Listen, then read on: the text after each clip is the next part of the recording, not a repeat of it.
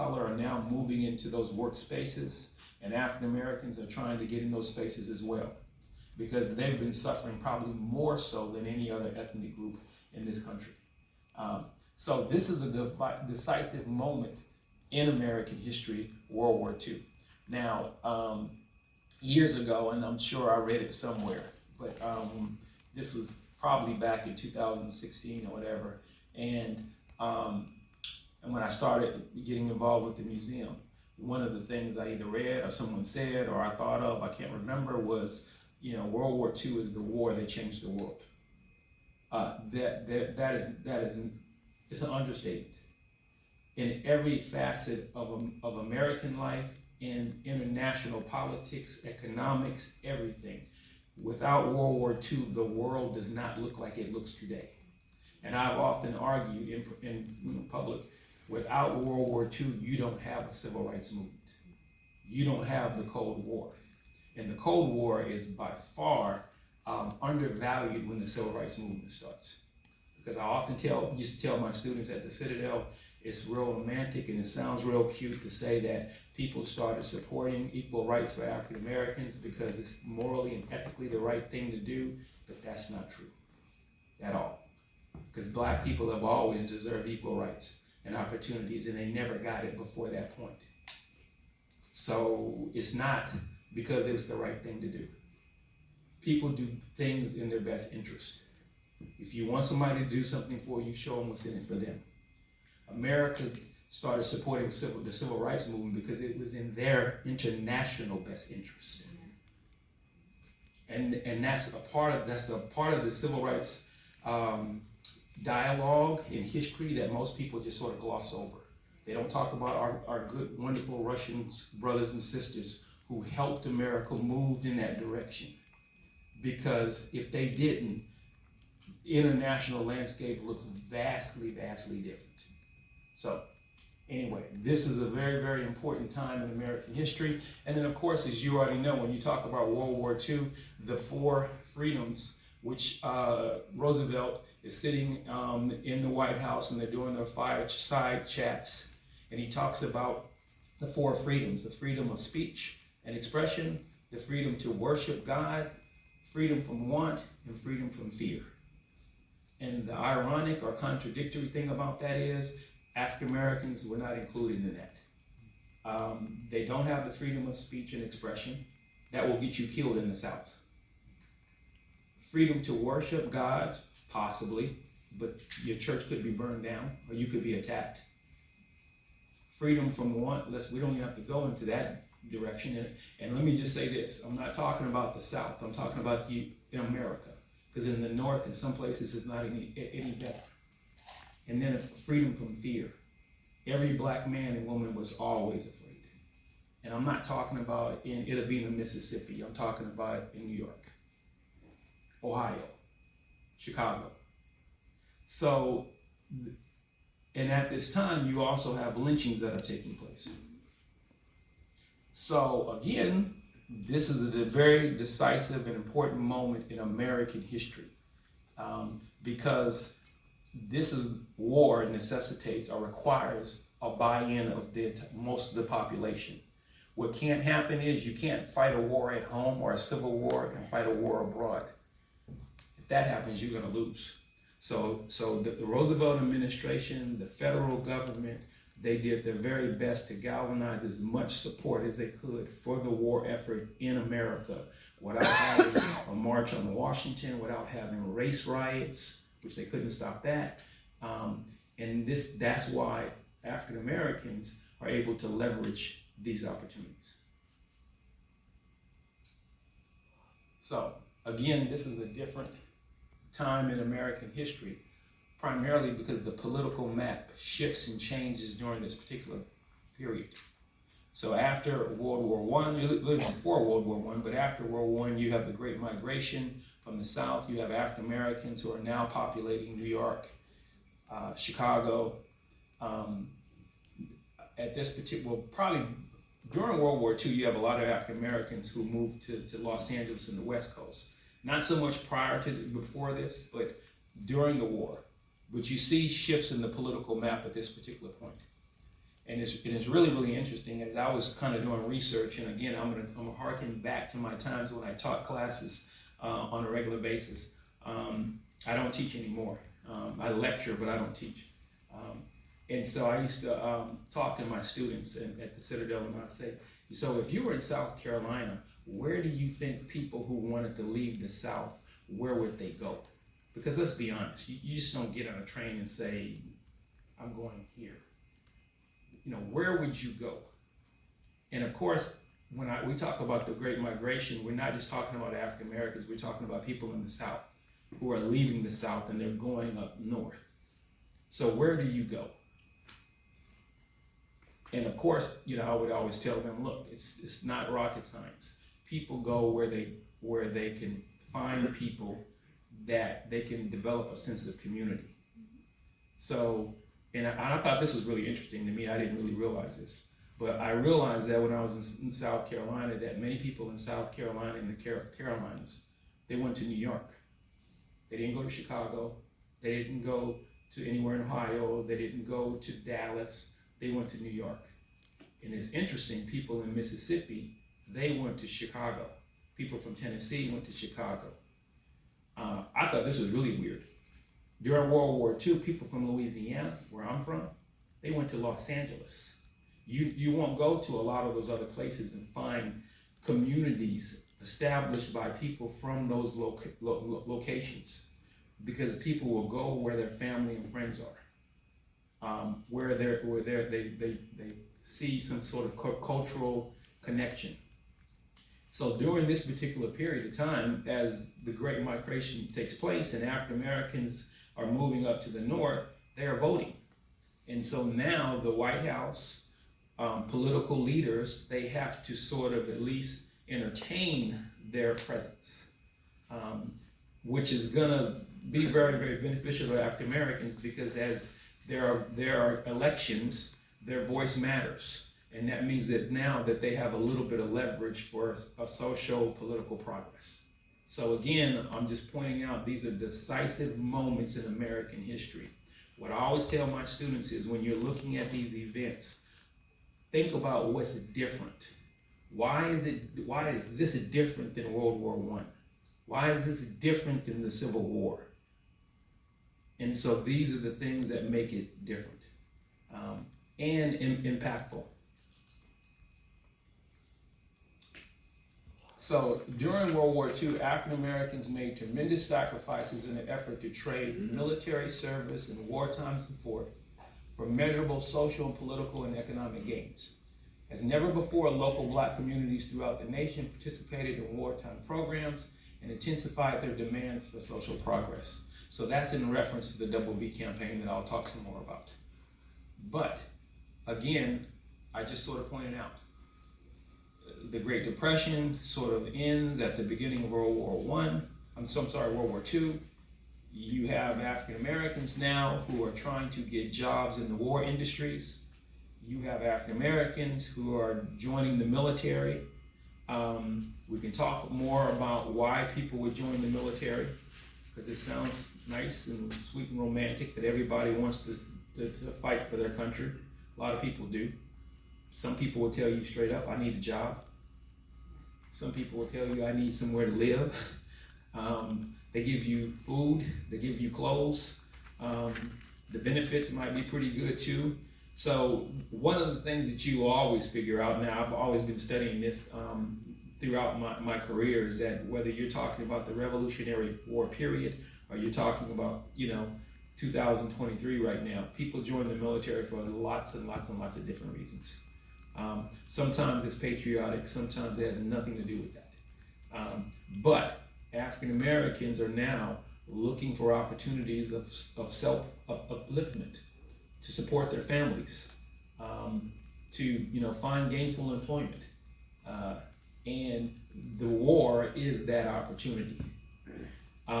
It's interesting because this being an opportunity for African Americans, World War II meaning, is not any different than World War I. It's not any different than the Civil War. And even though my area of expertise is World War II and the post-World War II era, I probably taught as much about the Civil War than any other period, in terms of how African Americans leveraged that war. And I'm not just talking about people being slaves and now they're free. Because even free African Americans at that time were able to uplift themselves and give them opportunities by virtue of the Civil War.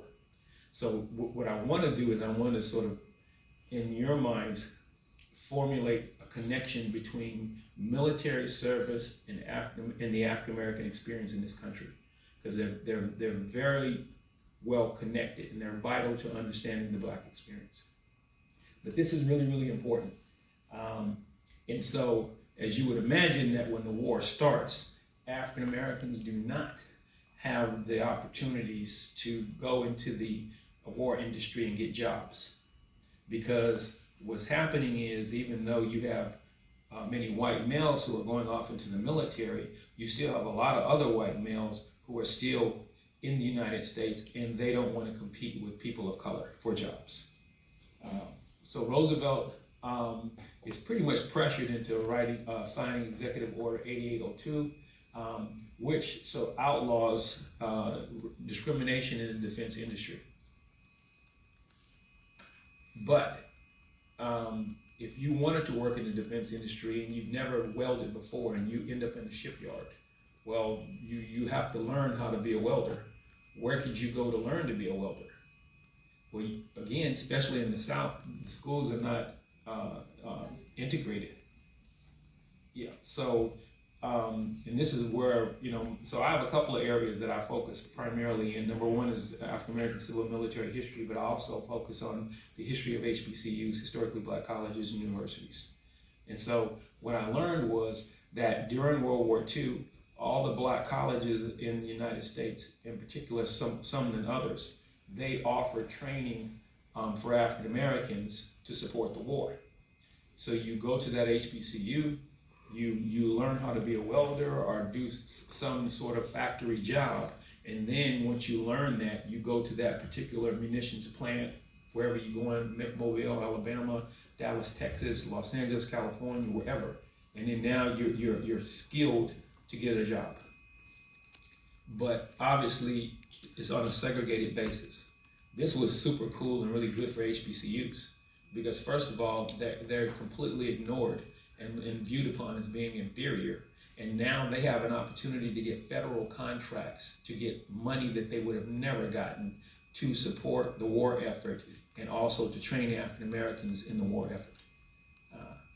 So this is really, really important. And obviously, if there's an executive order that says that there cannot be discrimination in the war industry, you probably should know that there is a lot of discrimination in the war industry. And that's why you end up having race riots and you have all types of, we're going to talk about propaganda posters and things of that nature at that particular time. Because as we already know, and I often would ask my students, what's more important? What's more influential, laws or customs? And that's a no-brainer. No one cares about a law. We all break the law every day. You speed, some people go through red lights, people do all kinds of things. The law means nothing. It's only custom. And if custom says white and Black people can't work together, if custom says you don't do something or you do something, that's normally what people follow. So the president can establish a law if he wants to. There is going to be resistance and pushback if it contradicts custom. And so that's literally what's happening at this particular time. Now again, is there progress? Absolutely. No doubt about it. But is everybody experiencing that type of progress? Not necessarily. Probably not. So during World War II, the struggle for African American first-class citizenship was primarily waged in the armed forces and workplace and training facilities throughout the nation. In particular, Black colleges and universities made vital contributions to the war effort. So when you talk about the WWII campaign, when you talk about advocacy and civil rights activism, it's primarily happening in the war industry and also to a lesser degree in the military. African Americans have always fought for the right to fight. And I'll go back to that in a little bit. But there's a reason why they've always fought for the right to fight. It is really, really interesting because when I ended up going to Northwestern, and my education background was a little different because I was a marketing major in college. I wanted to be in advertising. And so I got a marketing degree. And when I ended up going to work on my PhD at Northwestern, I was trying to figure out what I was going to do my dissertation on. And I've always been really, really interested in the Black experience in terms of the military. My grandfather served in the Army for 30 years. And my mom was certainly a military brat. They lived in Europe, they lived everywhere. Me and my older brother was born in Fort Bliss, Texas. My little sister was born in Fort Rucker, Alabama. So we were with my grandfather. He was the most influential person to me and my brothers. So as I was thinking about what I'm going to do my dissertation on, I remember someone told me, he passed away many, many years ago, Robert WWII. He was like this living legend in intellectual history at Northwestern. And he said, Marcus, he says, whatever you decide to focus on your dissertation on, make sure it's something you really, really, really like. He said, because you're going to be doing it for so long. And he was right. But one of the questions that I had for myself was, why would Black people fight for the right to fight for a nation that doesn't want them, care about them, respects them, and frankly, just devalues them? And one of the things I used to always tell my students at the Citadel, they always would laugh at me, I'd say, look, I feel just like Judge Judy. If it doesn't make sense, it's probably not true. So again, why would people fight for the right to fight for a country that doesn't want them? It doesn't make sense to me. So and I can barely remember what my title of my dissertation was, but it had something to do with African American attitudes toward military service. I really wanted to know why, because it didn't make sense to me. And of course I got my answers when I wrote my book and I did my research or whatever, but this is really important for people to understand the Black experience during World War II. So the military is very, very important in terms of the civil rights movement and also the war industry. And the war industry is where they have leverage because the federal government, they need people to work. And not only that, they need consistent labor. I remember when I was teaching a class at the Citadel, we were doing wartime posters. And there was a poster, I still remember, I should have brought the book. And it said, there was a poster that was popular that said, don't be a job hopper. Have you seen that before? And I thought that was like really, really cool because at that time, now think about it for a second, you're just coming out of the Depression. And people are like my grandmother used to say, broke as Job's turkey. I mean, broke. So now the war starts, and you have people who are making $50 a week, $200 a month. And you know, a few years before that, they were making a tenth of that. And literally what would happen would be a military or a plant or some sort of shipyard would be hiring workers, and then they would open up another shipyard maybe 100 miles away and pay double. The people at that particular plant would leave in the middle of the night and start going to the other plant. And then that would have an impact on the output of this plant or this shipyard.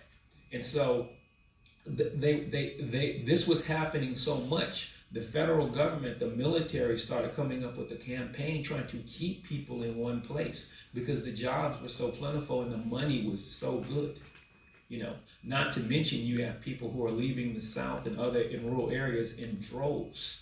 You know, one of the classes that I did, that I used to love teaching was social movements of the Vietnam era. That was a cool class. So the class focused on the civil rights movement, the women's liberation movement, the anti-war movement, and the gay and lesbian movement. And I used to always tell my students that if it wasn't for World War II, you don't have any of them. Because the the LGBTQ community that you see that is established in places like, out west in San Francisco, in New York, in certain areas, that it all started during World War II. People were leaving the South, people were leaving areas, and they were finding these communities where they felt like they belonged. And those communities became very empowering for them. And so by the 1960s, when the sexual revolution explodes and you have all these various movements, you see these individuals who've probably been living in those communities for decades. They're empowered, they're activists, they're doing all these sort of things, but it all started World War II. You remember what I said? It's the war that changed the world, literally. So just a little bit about the war industry. And again, a lot of people don't know a lot about HBCUs. So 75 HBCUs served as subcontractors for the National Defense Program. Southern University, where I graduated from, which is up the street in Baton Rouge, was one of the first HBCUs designated as a regional defense training center. Thousands of African Americans enrolled in pre-employment courses at HBCUs. And of course, they would take these courses, they would finish their training, and then they would go off and get jobs. This is so funny because before World War II, a lot of the enrollments for a lot of these schools were very, very low. And then, of course, obviously, most people would think, not just at HBCUs, but all schools that, colleges for rich kids, not poor kids, not people who work on the farm, not even middle class to a certain degree. It's for wealthy people. And the same thing is true with HBCUs. But with this type of funding and training, anybody can go to these schools now and get training for free. They don't pay anything. So this is a boon for HBCUs all over the country. Not to mention, they become vital to the Black community economically, politically, socially. Yes, sir. So did they get? Did the HBCUs get federal funding for those programs? They did. Okay. They did. That they wouldn't get it from the state. Yeah. That ain't happening. It's coming directly from the federal government. And in the instances where money was funneled through the state governments that was supposed to go to the HBCUs, never made it. They went to LSU. They went to the flagship school of that state that was only for white students. So that, and then not to mention, you have Black leaders who are involved and connected with the Roosevelt administration. They're advocating for these HBCUs. You have the Black press at that particular time, the Afro-American, the Chicago Defender. They're very important to not just the Black community in terms of information, but also even for election purposes for white candidates for president and national office. So they're also advocating, and one of the things I did as I was doing my research, in particular on Southern University, I ran across some really, really cool letters that the president of Southern University at that time, Felton Clark, would write to all these national Black leaders, to the Roosevelt administration, to Eleanor Roosevelt, and it's really cool to see that letter in your hand. Of course, I did a lot of research at the National Archives. So these programs, these institutions are being they're receiving large investments from the federal government to support the war effort. So 30 HBCUs offered 50 workforce new courses. And of course, all of these courses are related to the war effort. Mechanical arts, radio engineering, tool engineering, welding, electronics, boat building, nursing, sheet metal. I remember when I was doing my research and I was talking to a gentleman, I think he passed away, his name was Toller White. He used to be the vice president at Southern University, and he was there for like 50 years. But he told me that during this particular period, Southern University worked on a 24-hour schedule. They never closed. They were bringing in people and teaching people 24 hours a day, literally. They were trying to crank out as many people as possible so they can help with the war industry. And if I have to, guess, a lot of schools were that way as well. So, but this is really, really important. Again, I can't overstate how significant this is to the Black community coming out of the Great Depression. You are getting a skill. You have an opportunity to make a very comfortable living to feed your family. And it allows you really, if you would like to pack up your family and leave the rural South and go wherever you want to go, where there are jobs. So of course, during World War II, you see lots of migration taking place. Not only do you see African Americans leaving the South, you see white Americans leaving the South, you even see Hispanic Americans leaving the Southwest. And they're moving around and looking for jobs. So this, again, really, really important period. 80% of the HBCUs changed their curricula to offer defense-related courses and training. 12 HBCUs offered 74 courses that included physics, mathematics, management, chemistry. 65 HBCUs participated in federal programs. The Engineering, Science, and Management War Training Program was just one of those programs. So now again, this is not only happening at HBCUs, it's happening at all universities throughout the United States. White schools, predominantly white schools as well. But again, this is very, very significant for the Black community. Literally, the faculty and the leadership they're changing the curricula that they offer. They're tailoring it to the demand in the war effort. Yes, ma'am. Would HBCUs and other colleges have like pathways or partnerships with individual businesses or plants to kind of streamline the process of you get trained here, you go directly to this factory? Probably not the HBCUs, but the federal government does. Okay. The federal government would probably tell that particular plant that this particular educational site is training people in this area, and that's where they should probably get their workers. Right. And I'm sure there's some sort of the exchange of information, but the federal government is sort of the conduit to everything. Everybody goes through the federal government. That's why if something's going wrong at that plant, you pick up the phone, you call the federal government. Because this, you can make the case that anything that's happening like race riots is an affront to national security. And it is, because you can better believe, the U.S. enemies are looking at this, clapping their hands. They're killing each other, and this is exactly what we want.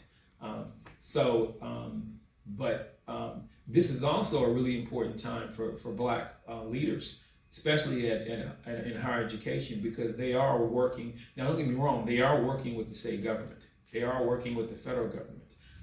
They're talking to national leaders all over the country. Felton Clark probably became like this superstar at that particular time because during the 1930s he became the president of Southern University. By the 1940s, by the end of the 1940s, he was nationally very, very well known to the point where the federal government wanted him to become a U.S. ambassador in the 1950s during the Cold War. And of course, they were going to send him to Africa and a lot of other Black leaders. But at this time, he became very well known to the federal government as someone that was able to get things done, support the war, all of those sort of things. So, fervent displays of patriotism did not include the support of Black troops. During this period, racial violence against African Americans was common, especially throughout the South. That is why Clark and F.D. Patterson, who was the president of Tuskegee, the president of Howard University, and the Black press believed that building morale in the Black community and among African Americans was very important to support the war effort. One of the biggest concerns that a lot of Black leaders had was they did not want the state government, the federal government, or just whites in general to say that Black people were not supporting the war. Because they saw that supporting the war was going to offer them political benefits and social benefits and economic benefits after the war. And of course, but if you were not considered to be supportive of the war, that was very, very damning in terms of African American support and also a quick reason to say no. So, and it's really interesting, as I was doing my research at Southern University and I was looking at different correspondence that the president would send out, one of the things he did was he sent out a letter to all of the employees at Southern University, and he said he wanted everybody to give to the war chest. And of course, or to buy bonds and that sort of thing.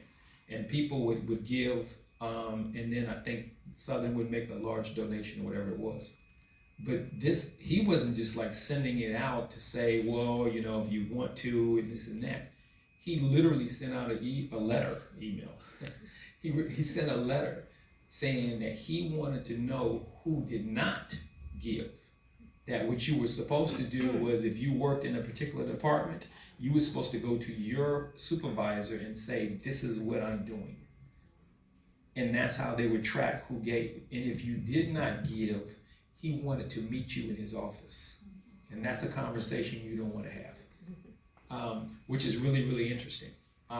So he was very, very, very focused on making sure that particular charge would not be possible, that individuals at Southern University would not be able to, no one would be able to say they didn't support the war effort. And you find this type of attitude among a lot of black leaders at the time, because they really believed that this was a crucial time in not only African American history, but this was an opportunity. Now again, this sort of goes back to the WWII campaign, and I'm about to talk a little bit more about that. So this is not new. This is not new. So, the Good War.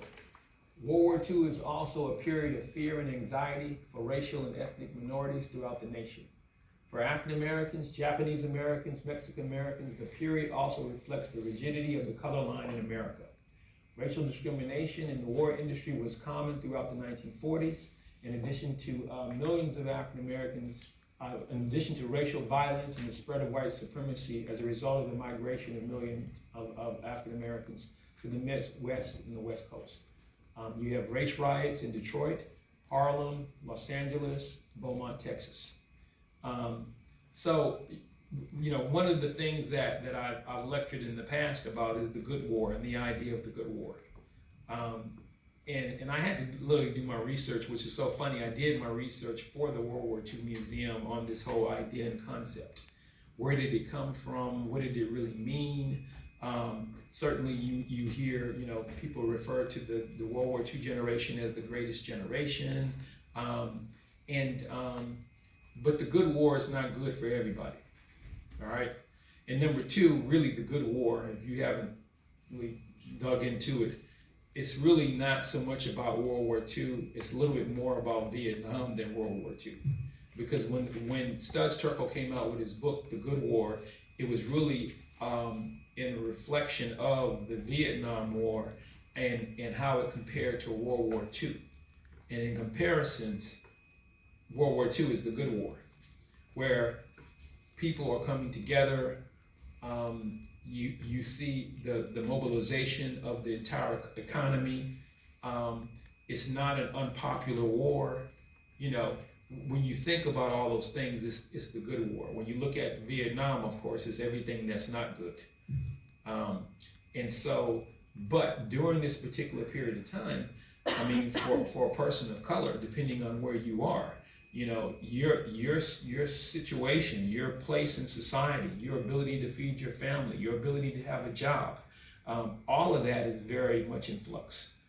And so this is really, really important, because if you're thinking about why is morale low in the Black community, or it could be in another community, this is the reason why. Well, if it's hard for you to get jobs, if you're the last hired and the first fired, if there are race riots that are taking place, certainly in the South, the color line becomes very, very rigid.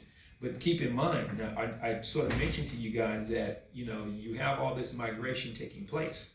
So you have African Americans, and I'll use Louisiana as an example, who are moving from Louisiana and they're moving to Los Angeles. But you also have white Americans in the South and Louisiana who are moving to Louisiana, and they're bringing their customs and their cultures with them. Segregation, white supremacy, and So there are also racial classes that are taking place out in West or in the Midwest that really reflect more of the South and the South's norms. Not to mention you have the Zoot Suit riots in Los Angeles with the Navy out there. You have riots in Detroit over jobs and opportunities. So all of these things are happening, and you're still having lynchings in the South. So that's why morale is not really high. And oh, by the way, black leaders are fighting for the right to fight in integrated militaries. And the military is still very much segregated. And the military is also primarily, when you look at the Navy, African Americans are serving as messmen. And they're working in ships in these either laborious or subservient roles. African Americans are not leaders in terms of being officers, and the experience for African Americans is just not that good. So at this particular time, it's not really, even though you do see economic progress because there are jobs, but you still see the political and social state hasn't changed much. So, at the same time, African-American soldiers and sailors clashed with white officers and soldiers over a number of racial indignities and abuse on military installations and bases in America and also overseas. So, if you're having race riots in major cities, in the United States during this particular period, believe it or not, you're also having race riots on military installations throughout the United States and also overseas. I often would tell my students that, a lot of times people get the impression that the military is purely this meritocracy. That if I work hard, I do everything I'm supposed to do, I'm going to be treated fairly, equitably. All right. I would often tell people that the military is a reflection of general society. If there's racism in society, it's in the military. If there's sexism in society, it's in the military. So everything. It's also like slower to adapt in the military because it's like they're so concrete. Being a woman that was in the military, Right. Women can't do anything. Right. Even though it's been, And with that, there's these definitions of masculinity, femininity, gender roles. The military is very much tied to definitions of manhood, all those sort of things. So you have that to contend with as well. So whatever is happening in society is going to happen in the military. And there are race riots that take place, as you guys probably already know. Certainly the more I guess well known is World War I, World War II, and you see quite a bit of it during Vietnam. So again, I often would tell students that when you're looking at an event in time or an event, whatever that event is, you could easily go back decades to really find the origins or to see similar events. This is not something that's just happening overnight, where someone just kind of lights a flame and it goes up. It's brewing under the surface. And so we can talk some more about that. But this is all goes back to morale. Why is morale so bad in the black community?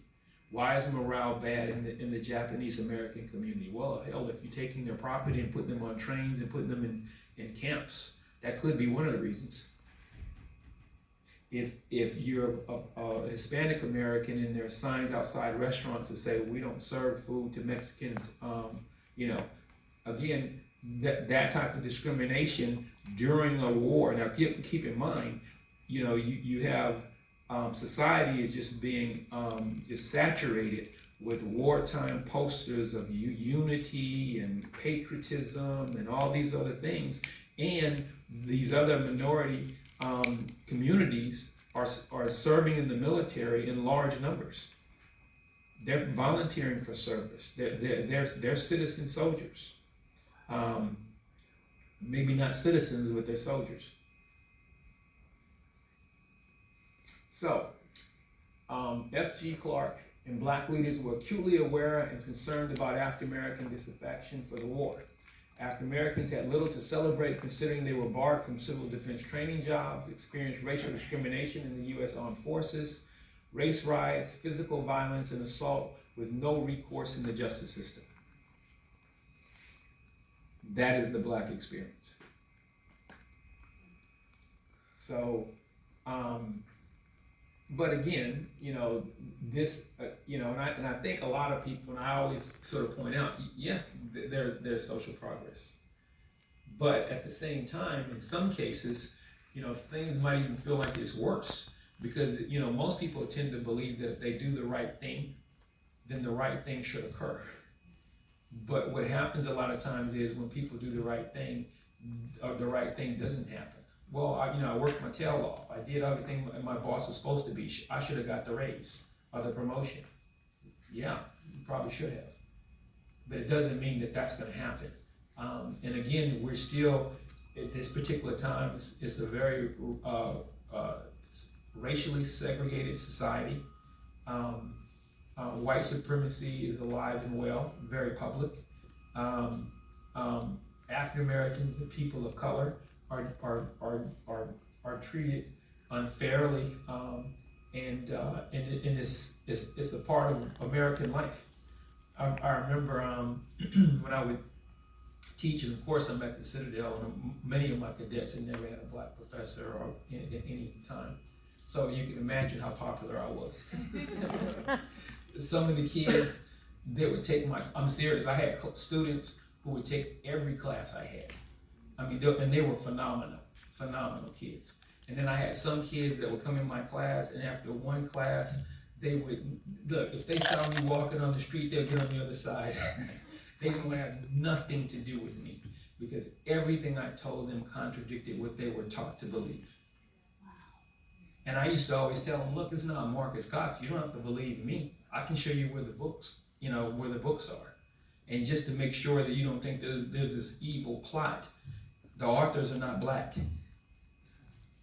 So what I'm telling you is not, I used to say, look, what I'm telling you is what I know, not what I think. And so this is the experience at this particular time. But again, I keep saying this war is different. This war is different. So, as a result,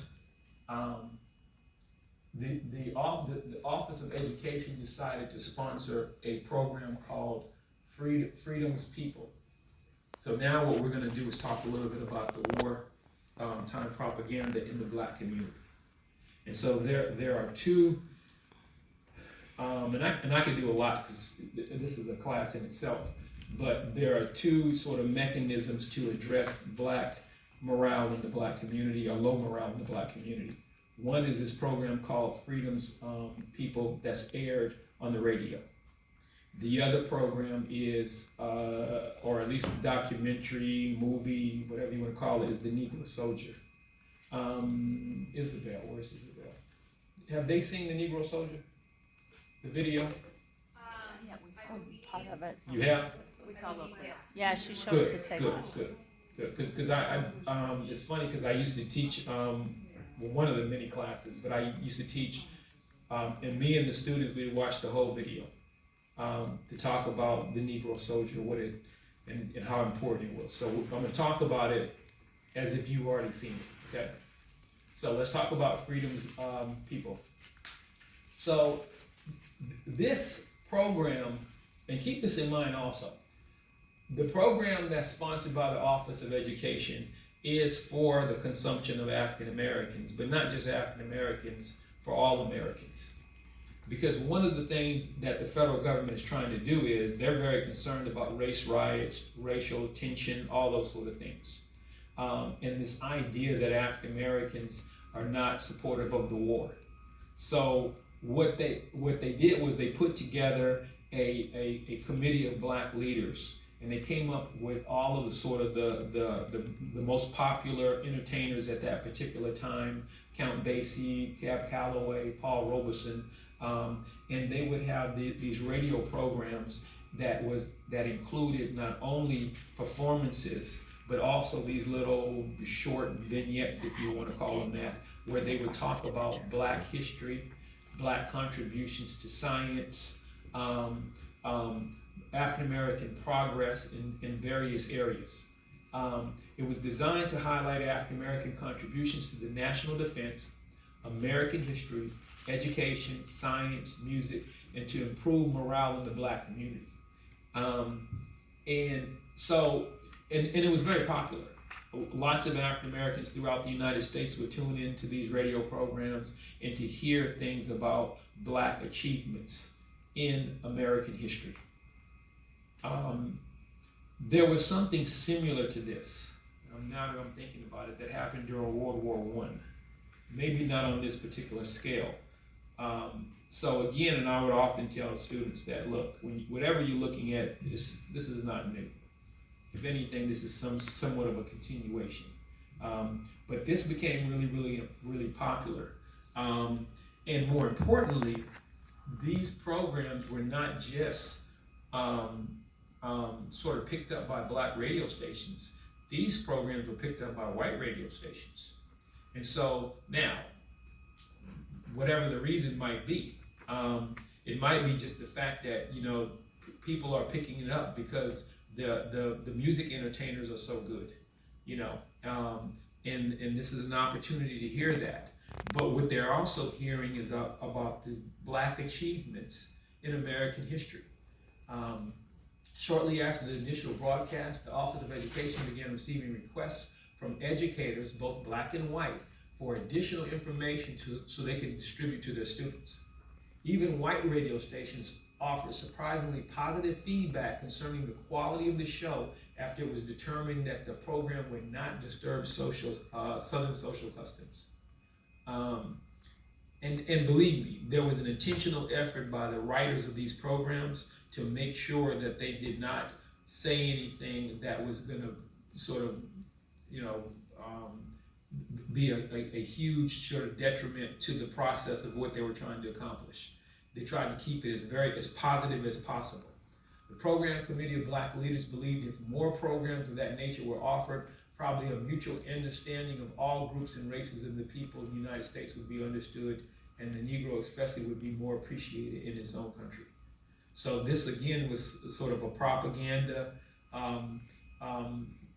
sort of mechanism for the federal government to highlight African American achievement, to increase and improve morale in terms of the war effort, and to show African Americans as loyal and also patriotic citizens. So, the Negro soldier. So by the time of Pearl Harbor, both civilian and military leaders in America recognized motion pictures as a significant propaganda medium. They believed that the film could install in citizens a spirit of patriotism and a will to fight. And so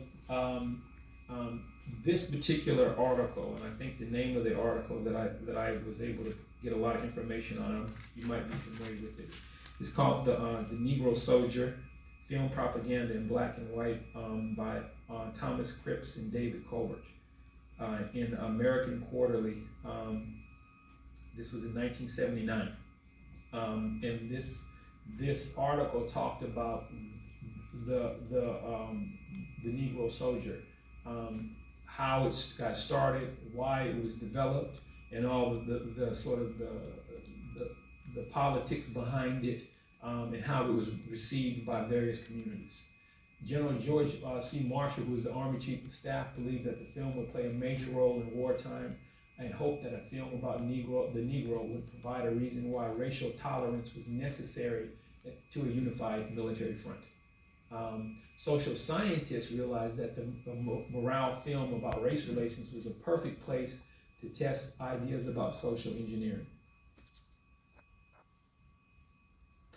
African Americans saw the war as a time to bring long-standing discrimination to an end, and the four freedoms were totally incompatible with white supremacy and segregation. By 1939, virtually every black role in the film industry was intended for comic relief. African Americans were seen as lazy, shiftless, no good, happy-go-lucky, razor-toting, tap dancing, a physical, a brute, or a sexual predator. So by contrast, the Negro soldier depicted African Americans as neat, clean, orderly, responsible, and patriotic. All middle-class American values. And of course, I've watched this many, many times with my students and without them. And literally, at one point, we were literally dissecting the movie, looking at various aspects of the movie. Much like the strategic approach to the historic civil rights movement, the Negro Soldier film was an intentional effort in every detail, such as the selection of script writers, the actors, the highlighted events, the clothing attire, omissions of stereotypes, and also contemporary Black leaders. I think, if I'm not mistaken, they had as many as 4 or 5 different writers. They would hire a writer, they would fire a writer. They would hire a writer, they would fire a writer, till they finally got what they wanted. That's how intentional it was. The main purpose was to highlight Black-white camaraderie, racial cooperation, while avoiding the violation of military segregation. So it's really, really important that what you're not going to do is show African Americans and white soldiers together, fighting together. And so if you remember the movie, they would show African Americans and white Americans at the induction center, and then when they were training, they showed Black soldiers training and white soldiers training separately. They were very, very intentional. This poster here to the I guess the left of you guys is probably the most famous poster from World War II that has somebody white and Black in it. I remember, believe it or not, when I first got hired at the Citadel, they had a couple of these posters in the history department hallway, and that was one of the posters that they had. The other one to the far right, I found that poster, which I wasn't really familiar with. Ultimately, the film demonstrated visual proof that America owed its freedom to the entire population. So one of the things I will point out is, and these were sort of my observations as I was looking at the documentary.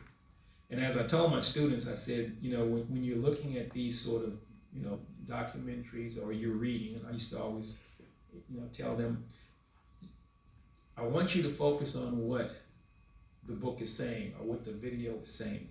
But more importantly, I want you to highlight or think what it's not saying. Because what it's not saying tells you as much about the intent than what you see or what you read. So, a couple of topics. So one of the things, you know, it highlights racial harmony in America. It highlights African American citizen soldiers, starting from the American Revolution, the Civil War, Negro settlers after the Civil War, and the Spanish-American War. It also shows Jim, who's the character in the movie, and he says, we built cities, factories, and everything, and I went to Panama. And this was before World War I. It highlights World War I. It also highlights Negro units that received medals from France. And I have in my notes, why not the US? Again, it's not what you see, it's what you don't see, that you already know. So the French was the only ones that would fight with African Americans and even award them decorations, but they were not allowed to fight with Americans. And even the American soldiers didn't even value African Americans. But that's not going to be in the video because this is not a Debbie Downer thing, you know. But this is also really important. It highlights in Charles Young, who was the second West Point graduate, and that was sort of a, you know, something to be proud about.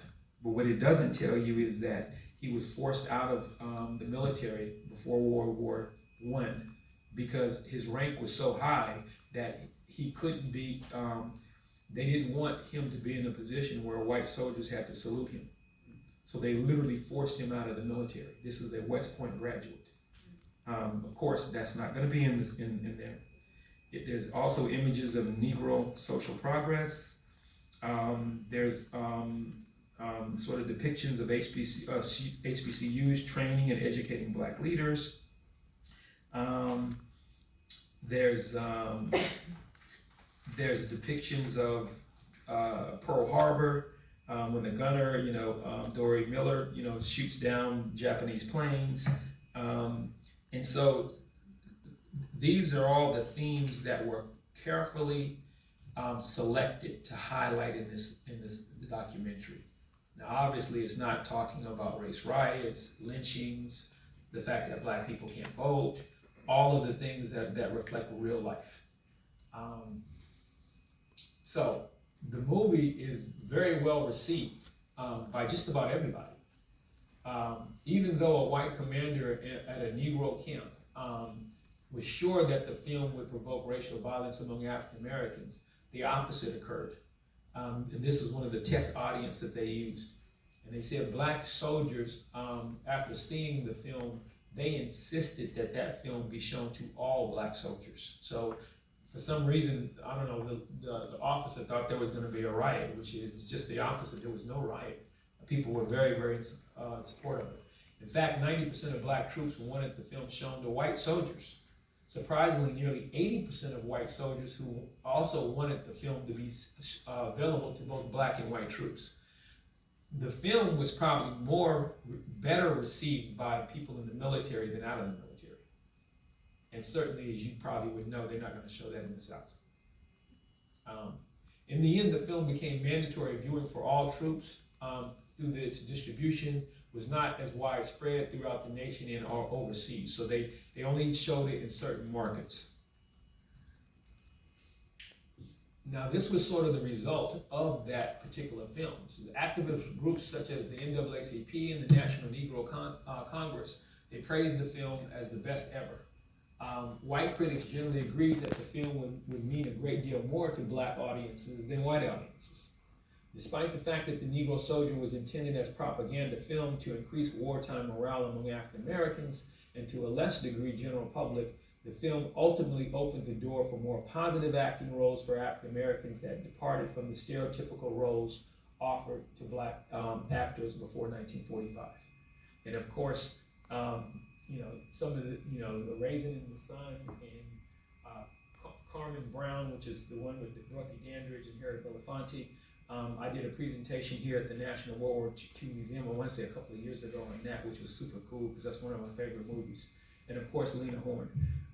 So after World War II, literally, again, this is a propaganda film, but it's so well received because African Americans were depicted in such positive roles. It literally opened up the door for black actors and actresses after the war to be also in films that depicted them in very positive ways. And I'm sure that was never the intent, which was cool, but that just goes to show you its impact not only in the African American community, but also in the film industry in California. So, African American military service. One of the things, and this sort of goes back to what I mentioned to you guys before about, when I was figuring out what I wanted to do with my dissertation, and I came to the question, why would a black man or woman would volunteer to serve in a segregated military? It just didn't make sense to me. And so as I started doing my research, this is what I found. So as early as December 1775, John Murray, who was the Earl of Dunmore, and the governor of the colony of Virginia, he proclaimed that all slaves who take up arms against their colonial masters were free. Dunmore was, for the first time in America, connected African American military service with liberation or freedom. So shortly after that, the Continental Army was somewhat compelled to do the same thing. So they pretty much said that if you served in the Continental Army, after the war was over, you would gain your freedom. If anybody's wondered if any of this really happened, I would say that there was a better chance of you getting your freedom if you fought with the British than it was for the Americans. And as a matter of fact, what normally happened was when the British was defeated after the Revolutionary War and they packed up and they left, they took a lot of the African Americans with them that fought with them. They ended up in Canada. They went back to England. In the United States, a lot of the soldiers that served in the Continental Army, they didn't receive their freedom. A lot of them didn't. The ones that were able to, they were able to get to Canada. That's how they got freed. But this is really, really important because at this particular time, for the first time, military service is connected to freedom and liberation. So over the next 170 years, African American leaders, soldiers, and veterans repeatedly sought to link and support the war effort with civil rights. The other thing which is really interesting about this is even prior to the Earl of Dunmore doing this, when you look at going all the way back to the ancient Romans and the Greeks, citizenship was always very much connected to military service. So, if you are a citizen, you are compelled to serve in the military. And keep in mind, in this country, that we didn't have standing armies. You only had citizen soldiers. So when there is a problem, when there is a threat, then the citizens would come together, grab their muskets, whatever they have, and they would approach whatever that threat is. But if you was a citizen, if you was a soldier, then you also were required to receive citizenship rights. So people of color, marginalized African Americans, whether you were Irish, whether you were ethnic European, whether you were a person of color, if you wanted citizenship rights, the military was that sort of pathway based on this principle. Citizen soldiers. If you were a soldier, you received citizenship rights. If you were a citizen, you were compelled to be in the military. And so that's where you have the fight for the right to fight. So by the 17th and 18th centuries, organized militia became the hallmark of social respectability and reflected full citizenship.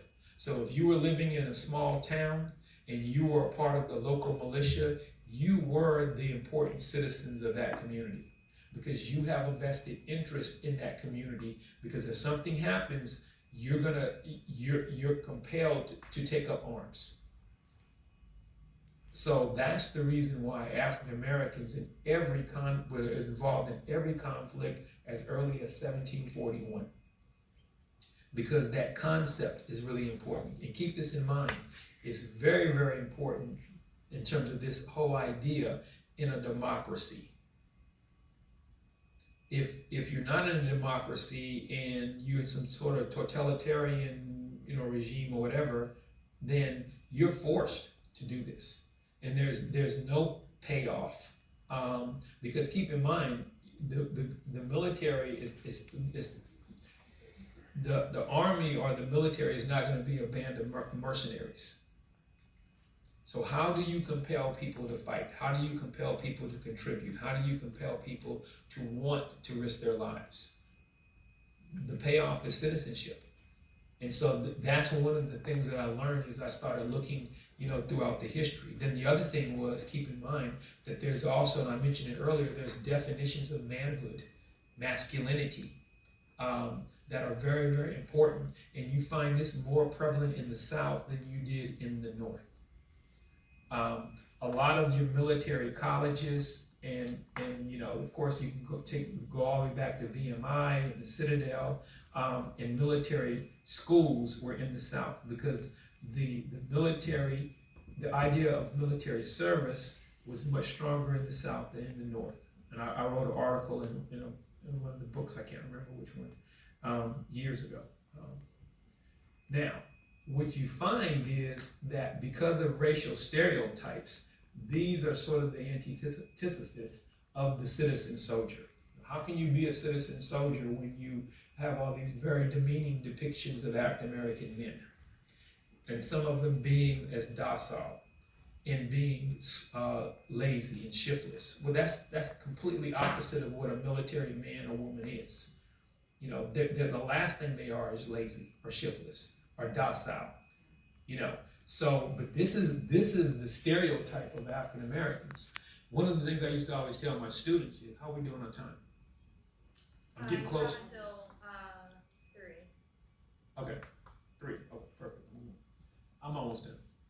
And so, one of the things I used to tell my students is that when you look at racial stereotypes, people sometimes get the impression that racial stereotypes, or negative racial stereotypes of African Americans, was really, I guess, prevalent and well known, during the antebellum period. And that's just not true. If you look at stereotypes of African Americans, the most damning stereotypes occurred after the Civil War, not before the Civil War. And if you think about it, it makes perfect sense. Because during the antebellum period, during the institution of slavery, there's no reason for you to depict African Americans as being lazy and shiftless and being violent and all these other sort of things. Those stereotypes become really, really important after the Civil War because it becomes a mechanism of social control. The myth of the black rapist is something that happens after the Civil War, not before the Civil War. The idea that black people are lazy and shiftless happens after the Civil War because the idea was, how do we compel them to go back to work? Oh, well, they're lazy, that's why. So a lot of these very negative, damning stereotypes happen after the Civil War, during the Reconstruction period and thereafter. And so now, again, if you're gonna be a citizen soldier, all of these things, these stereotypes, are very much in opposition of what it means to be a soldier. As I was doing my research, I don't know if you guys are familiar with this. There was a really, really, really important document that the U.S. Army War College wrote or produced in 1925. Got a copy. And this became the racial policy that the U.S. military used in regards to how to utilize Negro soldiers. And this document, to put it lightly, is extremely racist. But when World War II starts, this is what many white leaders think about black soldiers. And I'm just going to read just number 2, because this is a pretty fairly big document, and if you guys know how I roll, I write and highlight and put question marks 1, 2, 3, 4, 5 all over the place. But this particular, I'm gonna read just number 2. It says, notes on proposed plan for the use of Negro manpower. Number 2, the Negro does not perform his share of civil duties in time of peace in proportion to his population. He has no leaders in industrial or commercial life. He takes no part in government. Compared to the white man, he is admittedly of inferior mentality. He is inherently weak in character. This is the official policy that the military uses to employ Negro African American soldiers. So that's why when the war starts, there is no desire to integrate the military. There is no desire to see them in combat roles, because this is what a lot of generals, they really believe this. All right. So again, and I'll just gloss over this real quick. You're talking about the WWII campaign. You're talking about victory at home, victory abroad. African Americans are going to support the war effort. They're going to join the military. They're going to try to distinguish themselves in this regard and fight for social justice. And this is sort of, this is the call. This is the opportunity. Never before is the black population mobilized and really depended on in this fashion. And so, look, when you got a shot, guys, you got to take it. And this is the shot. So World War II starts off with the old and the new. When World War II began, five of the 5,000 black members of the U.S. Army were officers. Only 5 when the war began. World War II for African Americans was a matter of old and new. General Mark Clark, whose picture is at the top left, calling the all-black 92nd Division the worst division in Europe, was old racism. Despite their anger at military racism, African Americans were elated by the fact that blacks were going to war in revolutionary ways. And of course, this particular war was very significant because it really opened up the door for African Americans to serve in combat roles and other capacities. And you remember when I first started talking, I mentioned that I did a presentation at the Airborne and Special Operations Museum on the only all-black Ranger company in Korea who was highly decorated. That Ranger unit came out of the Triple Nichols parachute, airborne parachute troops that were all black from World War II. So I'll go through this very quickly, and these are just, I guess you could say progress or of African Americans in the military during World War II. So in 1942, the U.S. Navy began accepting black inductees. And of course, by 1944, the U.S. commissioned 13 African Americans as the first black officers during World War II. And it's really, really interesting because during the Revolutionary War and during the Civil War, African Americans probably served more in the Navy than most of the other branches. But after the Civil War, African Americans were not allowed to serve in the Navy until this particular time, unless they were being messmen or servants and that kind of thing, or cooks. Of course, you guys are probably vaguely familiar with the Munford Point Marines from North Carolina at Camp Lejeune. This was the first group of African American Marines that served during World War II, the 51st and the 52nd, and that some of these units did see combat in the South Pacific, and they suffered casualties in Saipan, Guam, Okinawa, and Iwo Jima. Now, again, African Americans didn't serve in very large numbers, but I remember years ago, I don't know if you guys remember this, that Spike Lee kind of got into this rhetorical battle with Clint Eastwood when he did the movie Iwo Jima, because he was saying that, why is it that, there's no reference to any African Americans that were at these very crucial battles in American history, because they were there. You have the 761st Tank Battalion. They fought nonstop from October 31st, 1944 to May 6, 1945, in 4 major Allied campaigns.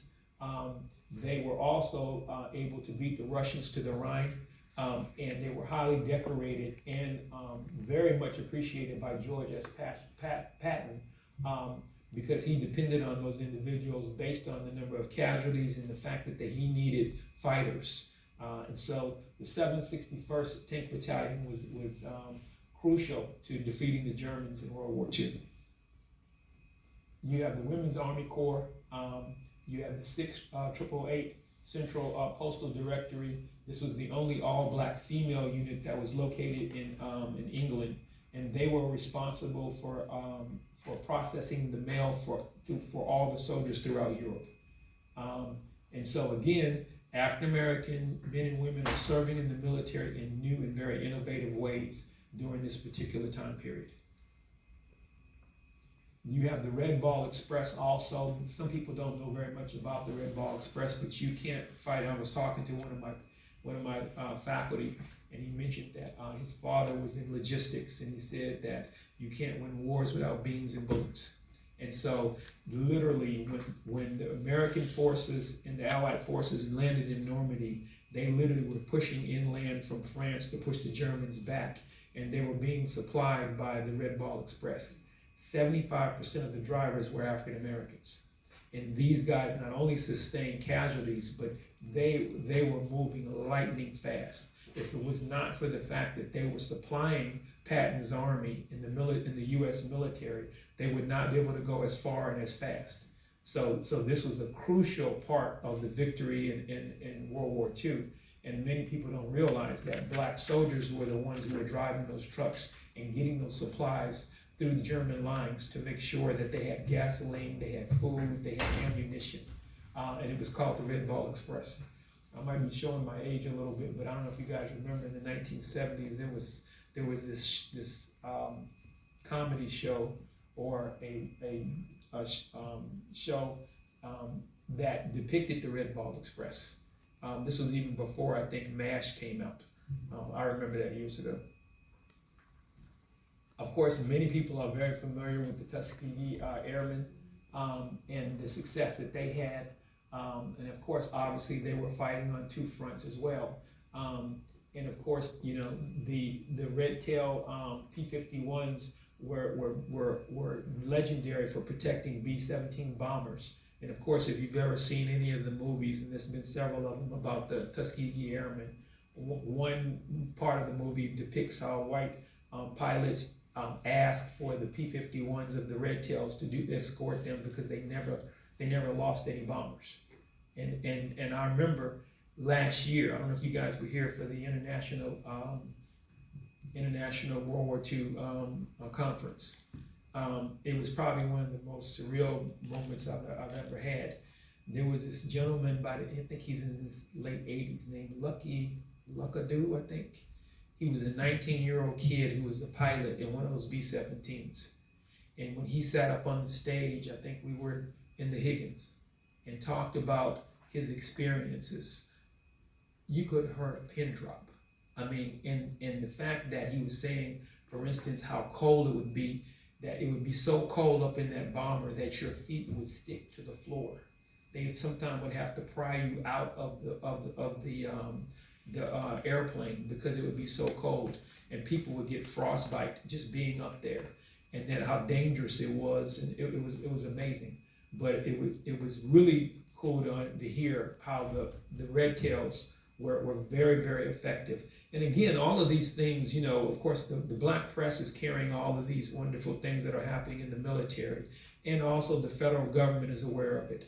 It literally opens up the door to 1948 when you have the desegregation of the military. And I don't know if you guys know this, but the 75th anniversary was yesterday. Yep. So. There's a Tuskegee Airman here. I think Pete Crane, the vice president, told me when I was walking up. Yeah. Very friendly. Hopefully you'll get a chance to meet Yeah. And unfortunately, we're losing them so fast. This is the Triple Nichols, the parachute infantry battalion that trained at Fort Benning during World War II. Unfortunately, they never saw any combat because of the racial politics. But they were sort of repurposed, and they trained them to jump out of planes in the West Coast to fight fires that the Japanese were sending over incendiary balloons that would hit, you know, the forest on the West Coast, and they literally would have to jump out of the planes to fight the fires. One of the officers from the Triple Nichols became the commanding officer for the 2nd Ranger Battalion or company during the Korean War, and they saw combat. But this was also another opportunity for African Americans to serve in the military in very new and innovative ways. So, World War II was a defining moment in the fight for social equality in America. African Americans served the nation with honor and distinction during the conflict while fighting on the second front for equal rights and economic opportunity. However, the war's effects on the white racial attitudes were more limited than widely assumed. Data indicates that there was a change in racial attitudes by white Americans on issues such as civil rights and federal legislation. These factors had little impact on racial liberalization viewpoints. Racial views of white Americans shifted, mainly veterans, during the post-war period, but generally stayed the same for other white Americans throughout the nation. And so I added this slide only to point out that I think a lot of people tend to, you know, take that romantic view that after World War II and African Americans served honorably, that people just, you know, came together and said, well, racism and discrimination is wrong, but that's not real. Generally, attitudes pretty much stayed the same. There was sort of an increase in the idea that black soldiers and people who serve should have the right to vote. That's that military service and citizenship. But for the most part, you see that there's not really a real liberalization when it comes to racial views. And that makes a lot of sense because, of course, as you know, after World War II in the 1950s is considered really the second Reconstruction, and that's when you have the desegregation of, society in terms of Brown versus Board of Education, and you have, the late 1950s, early 60s is where you see an upsurge in the civil rights movement that really highlights a lot of the things that were going on in World War II. That's it.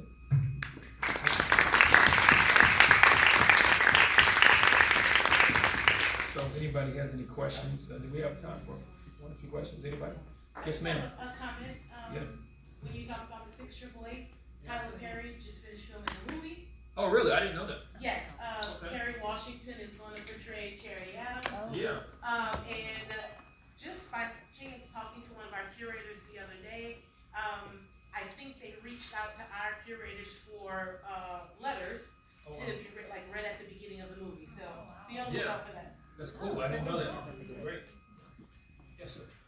When you talked about the HBCUs offering like the welding classes, how long would those courses or trainings take? And like if I'm moving, I want one of the jobs welding. I move from my house. I move. Where do I go if I'm coming from like a rural area? Those are good questions. I will say this: not completely sure how long it would take. I don't think it would take that long because there was a quick turnaround. And I also know that some of the a lot of campuses had housing, but they also would get you in contact. At that particular time, it wasn't uncommon for you to be a boarder and stay in someone's house and that kind of thing. So the school would try to help people sort of relocate, to these areas that allowed you to train.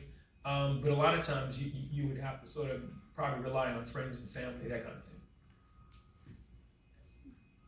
Anybody else?